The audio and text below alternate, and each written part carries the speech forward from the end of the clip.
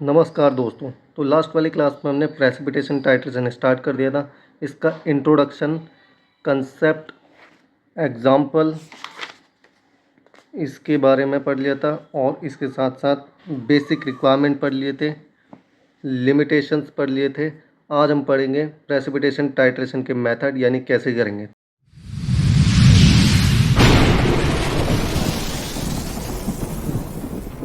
तो इसके बहुत सारे मेथड है। सबसे पहला आता है मोहर्स मेथड। मोहर्स मेथड को मोहर अंकल ने दिया था 1856 में।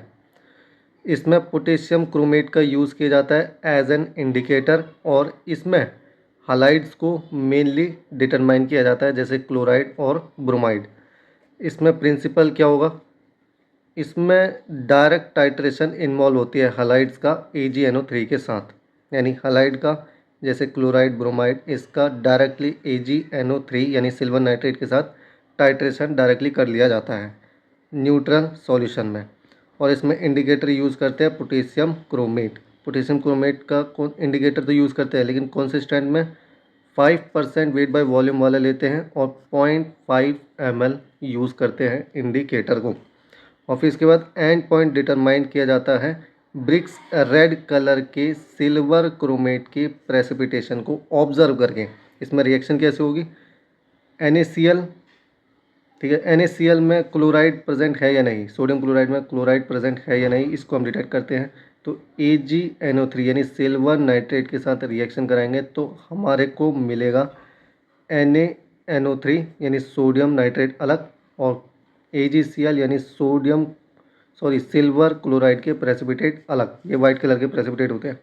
और फिर इसके बाद एंड पॉइंट डिटेक्ट करना है, तो AgNO3 फर्दर रिएक्ट करेगा पोटेशियम क्रोमेट यानी इंडिकेटर के साथ और बनाएगा सिल्वर क्रोमेट के रेड ब्रिक्स प्रेसिपिटेट, और KNO3 तो अलग बन के अलग हो जाएगा।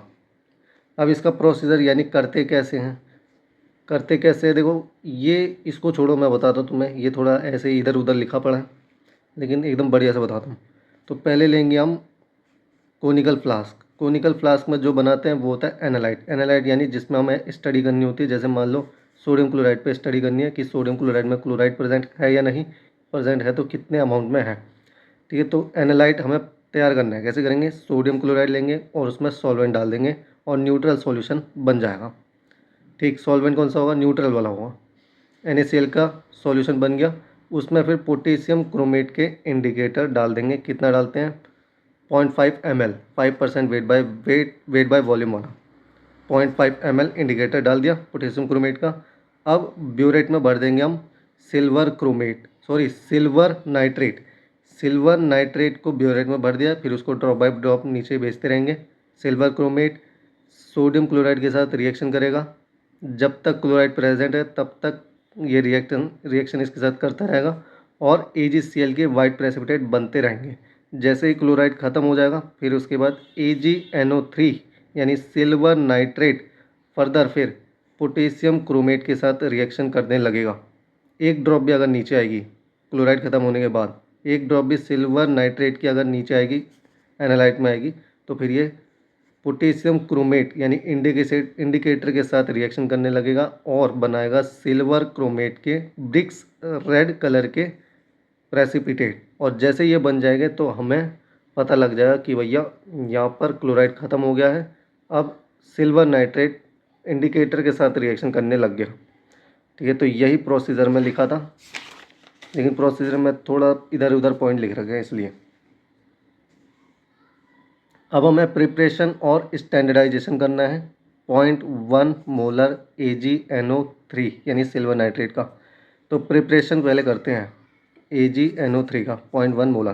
प्रिपरेशन कैसे करेंगे, 16.99 ग्राम AgNO3 लेंगे, वाटर में ऐड कर देंगे और फिर इसके बाद इसको डिज़ोल्व कर देंगे और 1000 ml तक वाटर ऐड कर देंगे, यानी वॉल्यूम मेकअप करेंगे, ठीक है। इतना ही क्यों लिया, इसलिए लिया, देखो क्या बनाना है हमें, 0.1 मोलर AgNO3 बनाना है, ठीक है। तो मोलर का फॉर्मूला होता है, मोलैरिटी का फॉर्मूला होता है नंबर ऑफ मोल्स अपॉन में वॉल्यूम इन लीटर।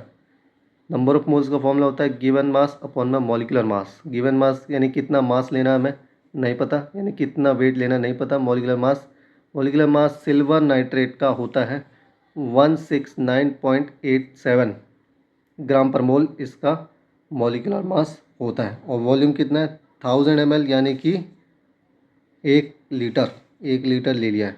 ये भी वॉल्यूम कितना होता है वॉल्यूम इन लीटर में। ओके ठीक, तो गिवन मास हमें निकालना है यानी कितना वेट हम सिल्वर नाइट्रेट का ले 0.1 मोलर बनाने के लिए। ठीक है, तो इसको उधर मल्टीप्लाई कर देंगे, ये आ गया पॉइंट नीचे 10, इसको सॉल्व कर देंगे तो 16.987 ग्राम। और फिर इसके बाद 1000 ml 16.98 1000 ml यानी 1 लीटर के लिए इतना, तो 100 लीटर के लिए कितना 1000 को नीचे डिवाइड और मल्टीप्लाई 100 आ जाएगा इतना। तो इसीलिए हमने लिया इतना ग्राम। अब स्टैंडर्डाइजेशन करना है 0.1 मोलर AgNO3 सॉल्यूशन को स्टैंडर्डाइज करना है यानी कि इतना मोलर बना भी है या नहीं। तो NaCl लेंगे 0.1 ग्राम, इसको ड्राई करेंगे 110 डिग्री सेल्सियस पे 2 घंटे तक। फिर 5 ml वाटर इसमें डाल देंगे, कोनिकल फ्लास्क में ये चल रहा है। और फिर इसमें 5 ml एसिटिक एसिड डालेंगे और 50 ml मिथाइल अल्कोहल और फिर इसके बाद 0.15 ml ईओसिन इंडिकेटर है। फिर रिजल्टेंट सॉल्यूशन को हम मैग्नेटिक स्टीरर से स्टीर कर देंगे, घुमा देंगे, मिक्सअप कर देंगे। फिर इसके बाद टाइट्रेशन करेंगे सिल्वर नाइट्रेट के साथ, क्योंकि उसकी हमें स्टैंडर्डाइजेशन करनी है। ठीक है, यानी उसकी स्ट्रेंथ पता लगानी है कि उसका 0.1 मोलर के बराबर स्ट्रेंथ है या नहीं। फिर कंटिन्यूस स्टीरिंग के साथ टाइट्रेशन करते रहेंगे, यानी ड्रॉप बाय ड्रॉप डालते रहेंगे कोनिकल फ्लास्क में। फिर इनिशियली प्रेसिपिटेट बनेंगे AgCl के, ऑब्जर्व होंगे प्रेसिपिटेट। और फिर इसके बाद AgNO3 यानी सिल्वर नाइट्रेट हमें ड्रॉप बाय ड्रॉप डालते रहने कब तक, जब तक पिंक कलर में कन्वर्ट ना हो जाए वाइट कलर पिंक कलर में कन्वर्ट ना हो जाए तब तक करना है। तो ये हो गया स्टैंडर्डाइजेशन प्रोसेस, हमने कर ली, रिएक्शन हमने कर लिया। अब इसके एप्लीकेशन मोर मेथड की, इसमें हम सोडियम क्लोराइड के परसेंटेज को डिटरमाइन कर सकते हैं। सोडियम क्लोराइड को डिटरमाइन कर सकते हैं डेक्सट्रोज इंजेक्शन में। डेक्सट्रोज इंजेक्शन में कितना सोडियम क्लोराइड प्रेजेंट है उसको हम पता कर सकते हैं। देखो अब डेक्सट्रोज इंजेक्शन में हमें सोडियम क्लोराइड मिलाने की ज़रूरत ही क्यों है, क्योंकि आइसोटोनिसिटी मेंटेन करके रखनी होती है। एस्टिमेट कर सकते हैं हम क्लोराइड को इंट्रापेरिटोनल डायलाइसिस फ्लूइड में। इंट्रापेरिटोनियल डायलाइसिस फ्लूइड में क्लोराइड का एस्टिमेशन कर सकते हैं। क्रोमेट आयंस को डिटरमाइन कर सकते हैं sodium nitroprusside anti hypertensive drug है, वैसोडाइलेटर है, एंटी हाइपरटेंसिव ड्रग है। ठीक है, तो इसमें क्रोमेट आयंस की कंसंट्रेशन को डिटरमाइन किया जाता है। लिमिटेशंस क्या होंगे मोहर्स मेथड के? लिमिटेशन इसके बहुत सारे हैं। Mohr's method precipitation titration is suitable for pH range 6.5 से 10 तक के पीएच रेंज के लिए ये सूटेबल है। पीएच अगर 6.5 से लेसर हो जाए यानी हाईली एसिडिक, तो solubility of silver chromate increase leading to the formation of weak acid chromic acid. ठीक है, अगर पीएच 6.5 से लेसर हो जाए यानी हाईली एसिडिक हो जाए तो जो सिल्वर क्रोमेट है ये इसकी सॉल्युबिलिटी बढ़ जाएगी और वीक एसिड क्रोमिक एसिड का फॉर्मेशन होगा और एंड पॉइंट बहुत ही लेट बनेगा। ओवरकम प्योर कैल्शियम कार्बोनेट, अगर इसको हमें ओवरकम करना हो यानी इसके इफेक्ट को कम करना हो तो कैल्शियम कार्बोनेट ले सकते हैं, सोडियम बाइकार्बोनेट ले सकते हैं, बोरेक्स ले सकते हैं एक्सेस अमाउंट में। ठीक है, अगर स्ट्रॉन्ग अल्कलाइन कंडीशन बनती है यानी 10 से ज़्यादा पीएच अगर है स्ट्रॉन्ग अल्कलाइन, तो सिल्वर हाइड्रोक्साइड AgOH के प्रेसिपिटेट बनने लग जाएंगे, जिसकी वजह से टाइट्रेशन डिस्टर्ब हो जाएगा, कंटिन्यूएशन ऑफ टाइट्रेशन डिस्टर्ब हो जाएगा। अगर इसको ठीक करना हो तो डाइल्यूट HNO3 को ऐड कर सकते हो या इथेनॉलिक एसिड को ऐड कर सकते हो। Excessive addition of calcium carbonate अगर ज़्यादा है तो due to absorption of chromate ion, अगर क्रोमेट आयन का एब्जॉर्प्शन ज़्यादा है ऑन AgI यानी सिल्वर आयोडाइड में और सिल्वर थायोसाइनेट में, तो इसलिए तो ये एप्लीकेबल नहीं होगा फॉर आयोडाइड के लिए और थायोसाइनेट के लिए। देखो थायोसाइनेट और आयोडाइड के लिए एप्लीकेबल नहीं है। क्यों एप्लीकेबल नहीं है? अगर क्रोमेट आयंस का एब्जॉर्प्शन AgI में और सिल्वर थायोसाइनेट में एब्जॉर्प्शन है क्रोमेट आयंस का, तो इसमें ये एप्लीकेबल नहीं होगा।